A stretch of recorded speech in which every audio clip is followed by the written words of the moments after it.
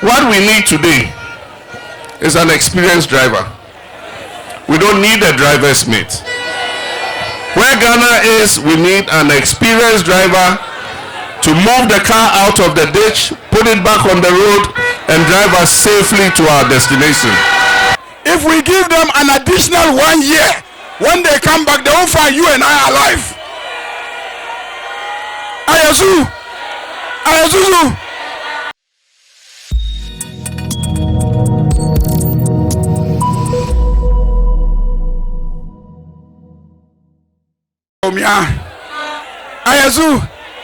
Ayazu, he will come here and tell you that he is a northerner. Because he's from the north, we should vote for him. John Mahama is also from the north. So I want to urge you, don't listen to those who are going around lying that John Mahama will do only 4 years, but if we give it to Bawumia, he will do 8 years. Ayazu. The way that Bawumia and Akufo-Addo have mismanaged inflation, have mismanaged Ghana cities, have mismanaged everything in Ghana. Not 8 years. If we give them an additional 1 year, when they come back, they won't find you and I alive. Ayazuzu. So let us sack them and let us bring the man who started from assembly to constituency to region to president, John Mahama.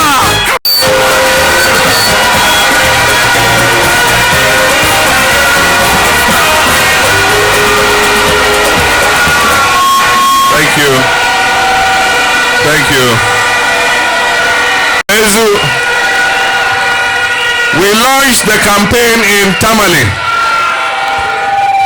and after the launch, the program was drawn, and we decided that the victory of NDC is going to start from Upper East region.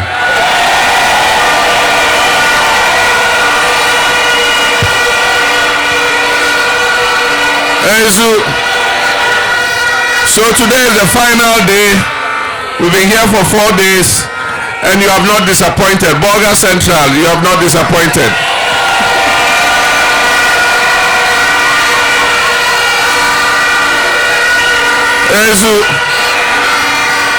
So I want to thank all of you first for your support, for your encouragement since we arrived in this region.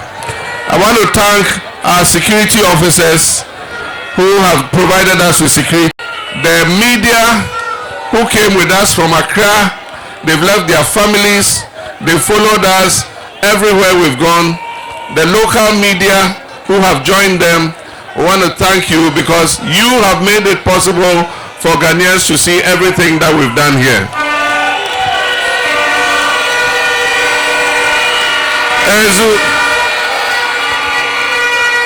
The regional executive, you've organized very well the program, even though it's run a bit late sometimes. You did your best, and we want to thank you, regional executives. Well done. My campaign manager, Professor Joshua Alabi, I want to thank him very much for managing the campaign and leading the campaign in the Upper East region. I want to thank our sound engineers, our satellites engineers who have been beaming our signals live. I want to thank them. I want to thank the chiefs of Upper East region. I want to thank all the MPs who left everything and have followed us everywhere we've gone. All of you, thank you very much.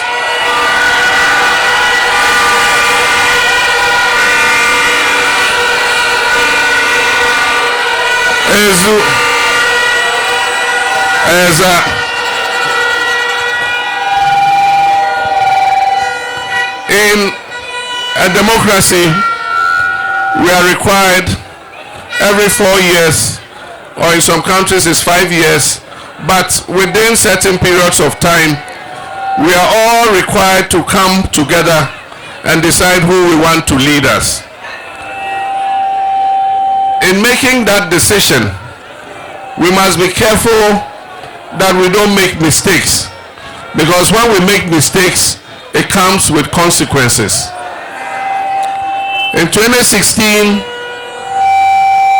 Ghana was not heaven, but at least we were making progress. Ghana was not heaven, but at least unemployment was lower. Ghana was not heaven, but at least our cedi was stronger. Ghana was not heaven, but at least interest rates were lower. Ghana was not heaven, but at least inflation was lower. Ghana was not heaven, but we're producing almost 1 million tons of cocoa every year. Ghana was not heaven, but we were getting $2 billion from cocoa every year. Ghana was not heaven, and yet we're producing more oil and gas every year. Ghana was not heaven, and yet our lights were stable. And then some people came and said that that was not enough for Ghanaians, and that they could move things faster, and they were going to turn Ghana into a paradise. And so they came with sweet promises. Ghana nye hiamai, yet is a kasu a komdeye.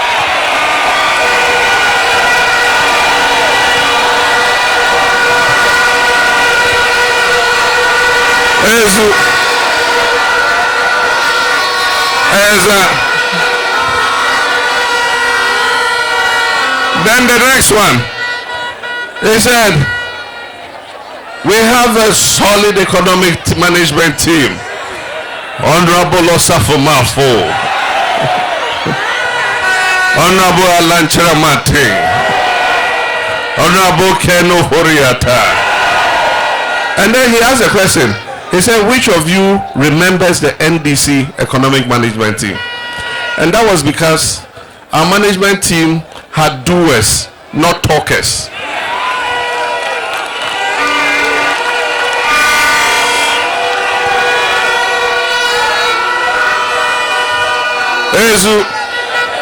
And so when he finished, he said, what a solid team. Solid team. Today, the one who was the head of that team is running away from the economy completely. But he is still the head of the economic management team that has sent us into debt crisis. Still a member of the economic management team that has given our pensioners haircuts on their bonds. Still ahead of the economic management team that has increased unemployment from above 8% to almost 15%. Still the head of the economic management team that has moved the cedi from less than $4 to almost 4 cedis per dollar to almost 16 cedis per dollar. Still head of the economic management team that took inflation to 54% and is currently 20-something percent. Still the head of the economic management team where when you go to borrow money from a bank, the interest rate is 32%. And the person has run away from the economy and gone to seek refuge in digitalization. And so, like I said, elections have consequences. And if you make a mistake, it will haunt you. And that was not all. If the fundamentals are weak, the exchange rate will expose you.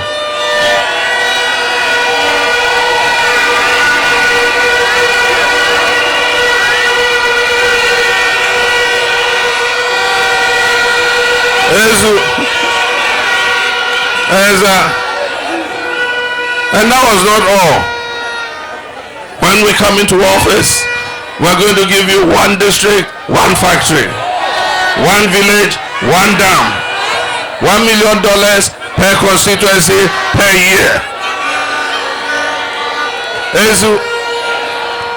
Not that it was all 419.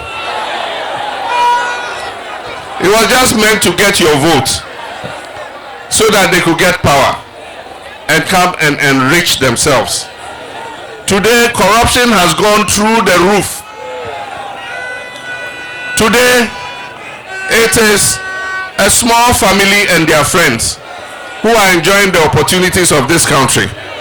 And the rest of Ghanaians have been left in hunger and hardship. In 2016, if we made the mistake, it is pardonable. In 2020, we still hadn't seen through them. Oh, free electricity, free water, free what? And so, if we made a mistake, it is pardonable. But in 2024, the third time, can we make that mistake again?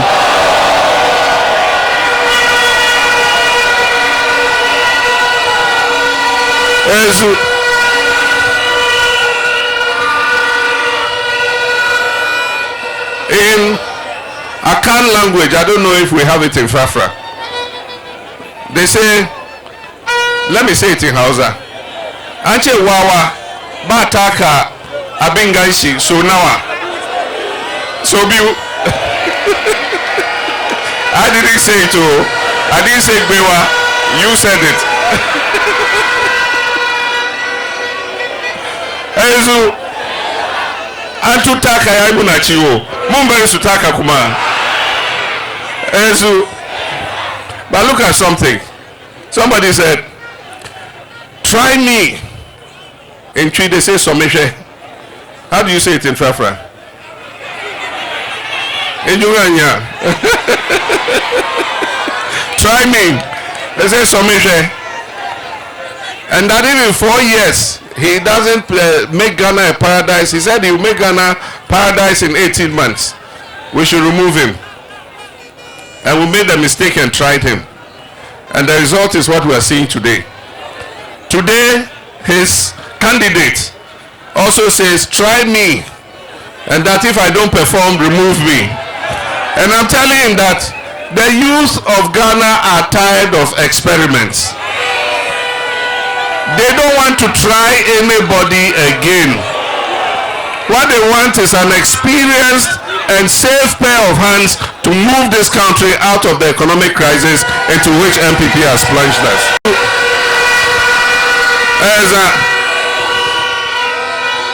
And if you remember, anytime they talked about Mahama incompetent, NDC incompetent, incompetent NDC administration, incompetent Mahama administration, incompetent, and I said, hey, my friends, take it easy. The president's job is not an easy one. You've never been there before. I remember I told them, I said, if Rawlings says I'm incompetent, I'll take it because he's been president before. If Kufuor says it, I'll take it. If Bill says it, I'll take it because they have been presidents before. But you have never even breathed the air of the president's chair.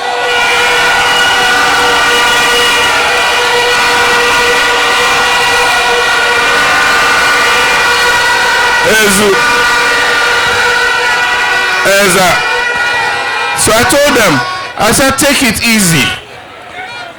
I'm sure today, now they themselves realize that it's not an easy job. But what we need today is an experienced driver. We don't need a driver's mate. Where Ghana is, we need an experienced driver to move the car out of the ditch, put it back on the road, and drive us safely to our destination.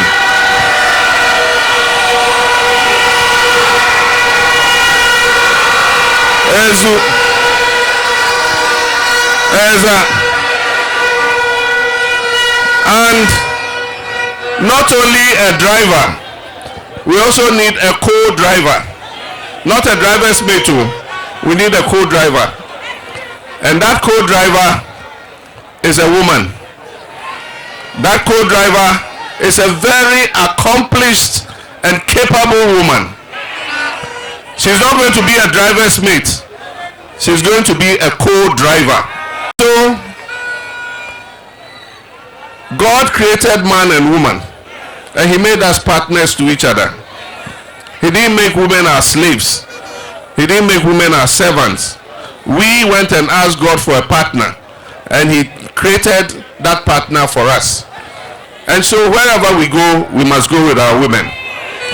Our women in Ghana have occupied every important position of the land. They've been Chief Justice, they've been Director of Prisons, they've been Attorney General, they've been Foreign Minister, they've been Minister of Transport, Ministry of Fisheries, they've been everything. The only thing that women have not achieved is the two highest positions of the land, Vice President and President. Today, by the grace of God, history is about to be made.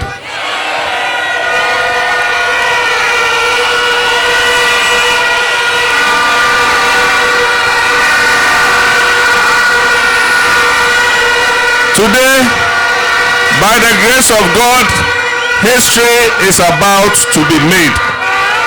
For the first time in the history of Ghana, I am convinced that on 7th December, for the first time, we would have a vice president elect who is a woman.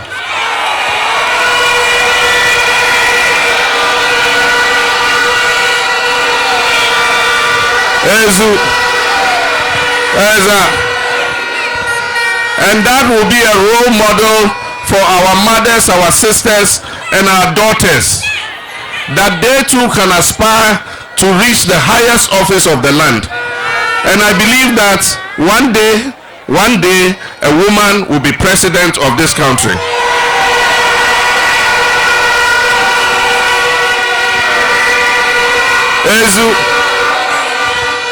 And like I said, this woman, Nana Jane Opoku-Agyeman, is an accomplished woman. She was the first woman vice president of a public university. And since she became that and she opened the door, many other women have become vice chancellors. Nana Jane was my Minister of Education. When basic education students had all their 4 core textbooks, before she became, 4 children used to share 1 textbook. When she became minister, each child had 4 textbooks to themselves.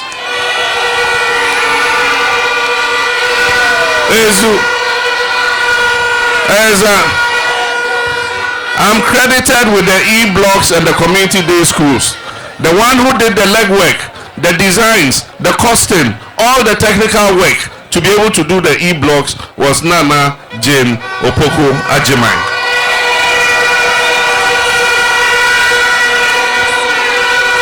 So, like I said, she's not going to be a driver's mate, she's going to be a co-driver. We're going to do division of labor. While I handle Ministry of Defense, Ministry of Interior, Finance Ministry, and all those other ministries, she'll be in charge of the Education Ministry, the Health Ministry, the Ministry of Gender and Social Protection. All those social ministries, she will be overseeing them, while I oversee fixing our economy again, protecting our country.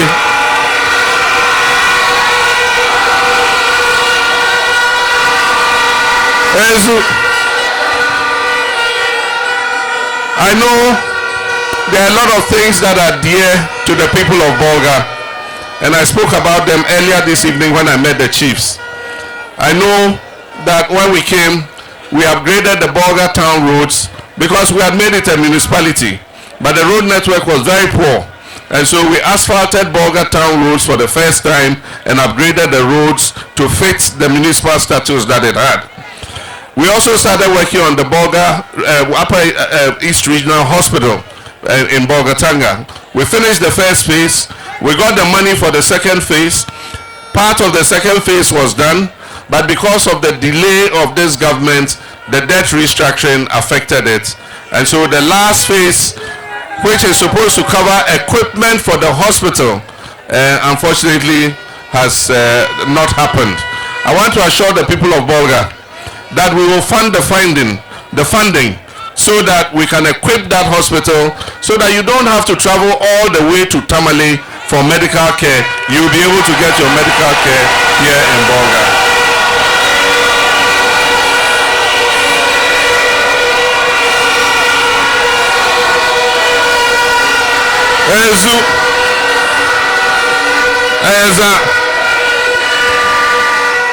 We did the asphalt overlay from Bipe to Tamale because the road had deteriorated, and so we put a new asphalt overlay. The next phase was supposed to be from Tamale to Bolgatanga, and then we left office. If you pass on the Bolga-Tamale road today, it's in a very poor state. And so we're going to prioritize it so that when we come, we do the asphalt overlay so that you can drive safely from Tamale to Bolga without any inconvenience.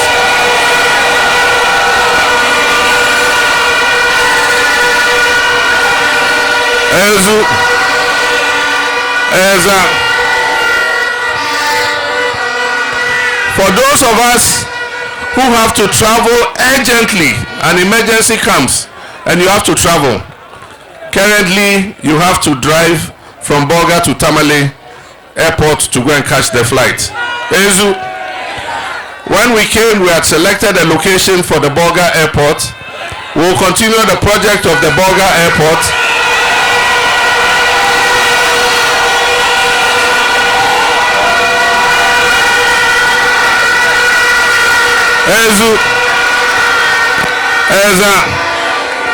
Because it is possible to have a viable Bolga airport. The plane can take Tamale and Bolga passengers mixed. When it gets to Tamale, it will drop the Tamale passengers. It will take the Tamale passengers going to Accra.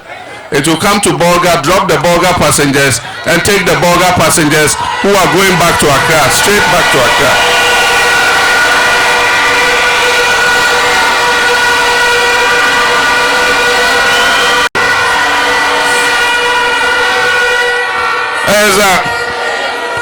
And so there are a lot that we are going to do, but what I promise you is that I will tell you the truth at all times. We are yet to go into government. I'm sure we would go and meet a messed economy, that we know, but maybe it's worse than we thought it will be. But when we come, we're going to look at the books and we're going to tell you what is in the books, what the state of the Ghanaian economy is. And also, it is important that if you decide that you want to work in public service, you must be what? Accountable. If you don't want to be accountable, go and open your own company. Whatever you do there is your business. But once you come into public office and you are paid with taxpayers' money, and you are paid, looked after by taxpayers, then the taxpayers can hold you to account. And so, after every government, people must be ready to account. When I left office in 2017, I said, yes, we've left office, we're prepared to be held accountable. And so ask us anything you want, investigate us however you want. The same thing must happen after every government go out of power.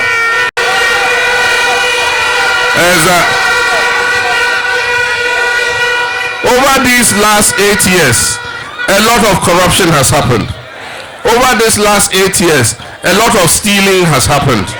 Over these last 8 years, a lot of misappropriation has happened. Now what this government wants to do is to bring their vice president as the next president so that he can cover up for them, so that they cannot be investigated. Bawumia cannot investigate Akufo-Addo's government. Bawumia cannot investigate a government of which he was part of. And so they are desperate to have him so that they'll escape the day of accountability.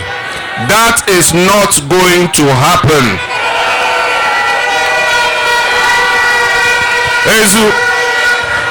NDC is going to win and we're going to hold them accountable.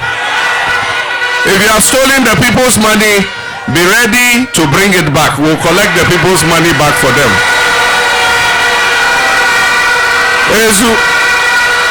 If you have stolen the people's property, be ready to account for it and bring the people's property back to them. What has happened this last 8 years is not the whole MPP party. A lot of them are dissatisfied with what is going on, but they cannot talk. It is only a few people who are connected to the family that have benefited.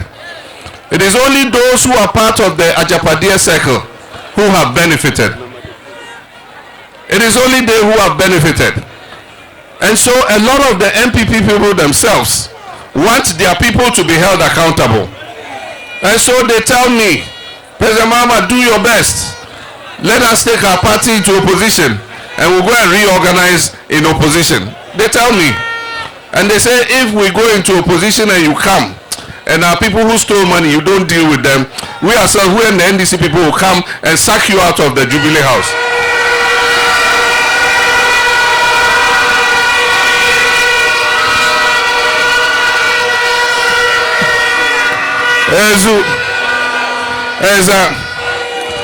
But before all this can happen, including a modern sports stadium for Bolgatanga, because in sport you can create jobs.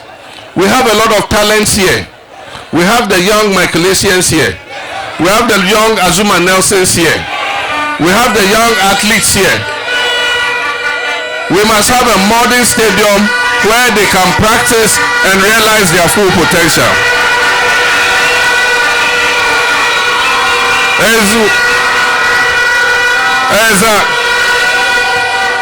Talking about the 2x4 stadiums that they are building in some places. We're talking about modern stadium with all the facilities. But before that can happen, we need to win an election. And there are two things I need from you. One is vigilance. Let's not leave it to only the executive. All of us are part of this project. It is communal labor. On that day, we are all going to be vigilant. After you finish voting, if you have something to do, you go and do it. But at 5 o'clock, go back to your polling station and go and watch the counting. The Electoral Commissioner said that after they finish counting and they fill the pink sheets, the returning officer must paste the pink sheet on the wall of the polling station. I beg you, insist that the returning officer paste the pink sheet. And when he pastes the pink sheet, all of you, take your mobile phone and take a picture of the pink sheet for us.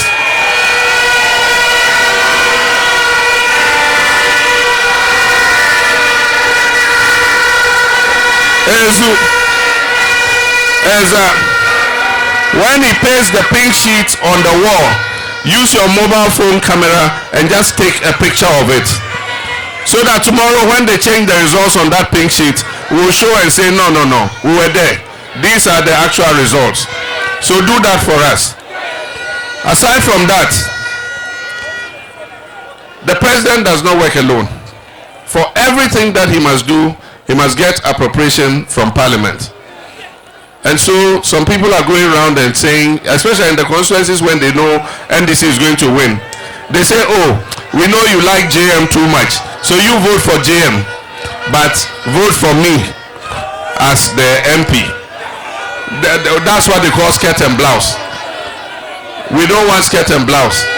I need a majority in parliament to be able to do the things that I've said I'll do for you.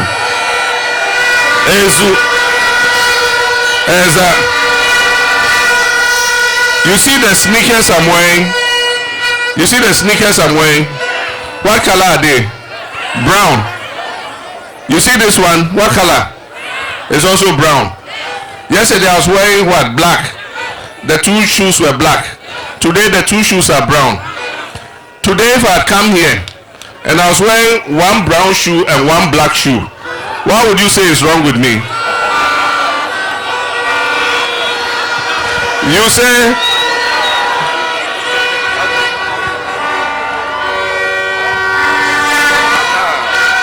I'm Zorko.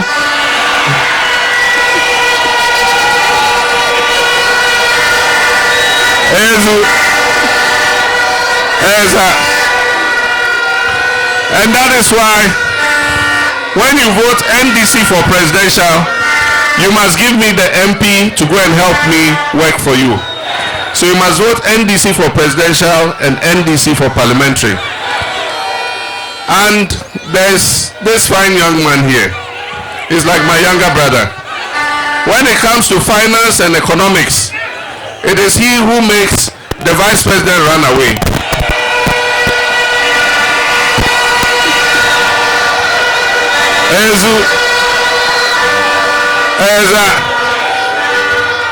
It is because of him the vice president and the MPP's candidate has stopped talking about economy.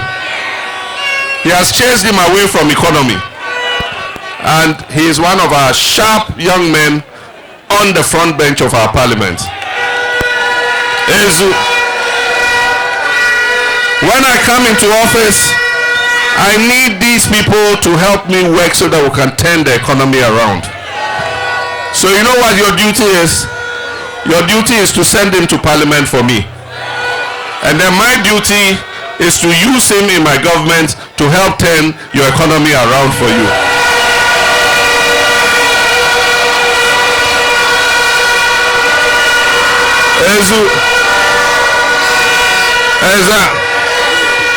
So when you vote for JM, you vote for Isaac Adongo. You vote for JM, you must vote for Isaac Adongo.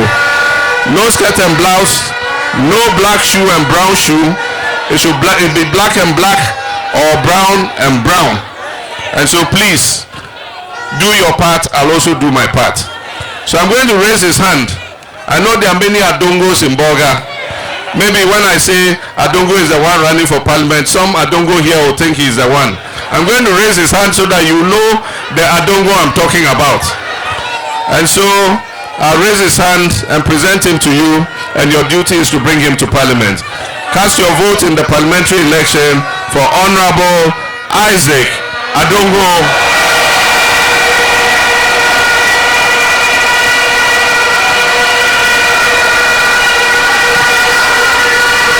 Jesus.